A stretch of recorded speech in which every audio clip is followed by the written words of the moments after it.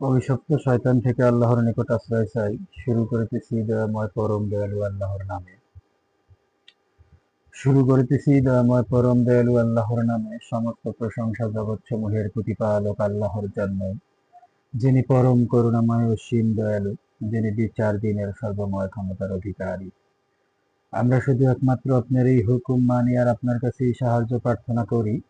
আমাদেরকে সরল সঠিক পথ প্রদর্শন করুন, তাদের পথে যাদেরকে আপনি নিয়ামত দান করেছেন, আর তাদের পথ নয় যাদের প্রতি আপনার ক্রোধ নিপতিত হয়েছে, যারা ধ্বংসপ্রাপ্ত। দয়াময় আল্লাহর পক্ষ থেকে আপনাদের উপর শান্তি বর্ষিত হোক। দয়াময় আল্লাহ যাদেরকে সুস্থ রেখেছেন, সুস্থতার সহিত আপনাদের সামনে এসে কথা বলার তৌফিক দিয়েছেন, সেজন্য দয়াময় আল্লাহর কাছে শুকরিয়া আদায় করছি। সমস্ত প্রশংসা জগৎসমূহের প্রতিপালক আল্লাহর জন্য। আজকে আমি আপনাদের সামনে এসেছি কুরআনের সঠিক সত্য কিছু আলোচনা করার জন্য, এবং কুরআনের 102 নম্বর সূরা আত-তাকাসুর, এই সূরাটি তেলাওয়াত করার জন্য। পৃথিবীতে নবী রাসূলদের কাজ ছিল আল্লাহর আয়াত পাঠ করা, কিতাব এবং হিকমত জ্ঞান শিক্ষা দেওয়া, এবং মানুষ কিভাবে নিজেকে পরিশুদ্ধ করতে পারবে তার শিক্ষা দেওয়া। কুরআনের মূল উদ্দেশ্যই হচ্ছে আমরা নিজেকে কিভাবে পরিশুদ্ধ করব তারই বিস্তারিত ব্যাখ্যা।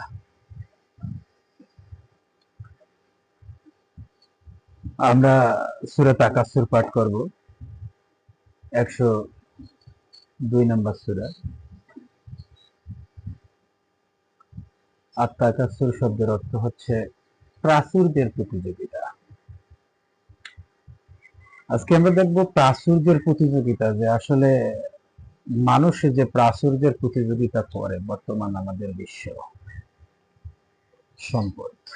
সম্পদ নিয়ে প্রতিযোগিতা।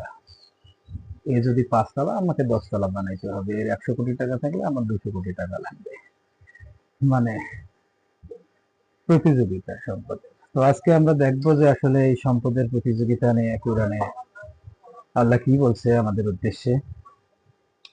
শুরু করতেছি দয়াময় পরম দয়ালু আল্লাহর নামে। প্রাচুর্যের প্রতিযোগিতা তোমাকে মোহচ্ছন্ন করে রেখেছে যতক্ষণ না তোমরা কবরে এসে পৌঁছাও। প্রাচুর্যের প্রতিযোগিতা তোমাদেরকে মোহাচ্ছন্ন করে রেখেছে যতক্ষণ না তোমরা কবরে এসে পৌঁছাও। আমাদের মোহ, আমাদের যে মোহ জিনিসটা আছে, মোহ কি আমাদেরকে বুঝতে হবে। তো আমাদের মোহটা আছে বিদায়, আমাদের মোহ জিনিসটা আমাদের ভিতরে আছে বিদায়, কিন্তু আমরা সেই প্রাচুর্যের মোহে পড়েছি। প্রাচুর্যের মোহে পড়ে আমরা দুনিয়া, মানে আমরা আখিরাতকে ভুলে গিয়েছি, এবং আমরা আল্লাহ বলতেছে যতক্ষণ না কবরে পৌঁছাও ততক্ষণ পর্যন্ত এই মোহচ্ছন্ন অবস্থা তোমাদের কাটবে না। আমাদের মোহকেই জানতে হবে, মোহকে কিভাবে কন্ট্রোল করতে হয় তা আমাদেরকে জানতে হবে। এগুলো আমাদেরকে কুরআন থেকে নিতে হবে। কুরআন আমাদের একমাত্র পথ নির্দেশিকা, আর কুরআনের কাজই হচ্ছে নিজেকে পরিশুদ্ধ করানো।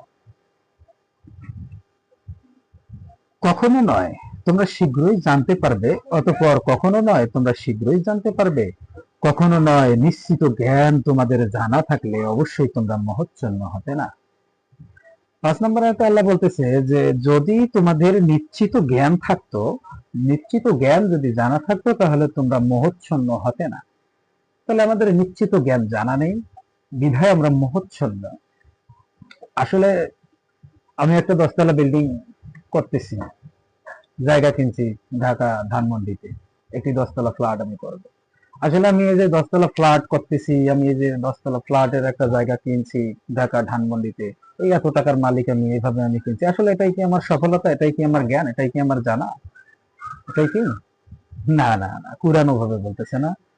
কুরআনের জ্ঞান যাদের জানা নেই, দুনিয়াবি জ্ঞান না, কুরআনের জ্ঞান যাদের জানা নাই, তারাই মোহচ্ছন্ন অবস্থায় বসবাস করতেছে দুনিয়াতে, তারাই মোহচ্ছন্ন অবস্থায় বসবাস করতেছে। আমাদেরকে থাকতে হবে কুরআনের জ্ঞান। আমাদের ওই ঢাকা ধানমন্ডিতে একটা 10 তলা ফ্ল্যাট কিনলাম, ওই জ্ঞানের প্রয়োজন নেই আল্লাহর কাছে। আবার বলছি,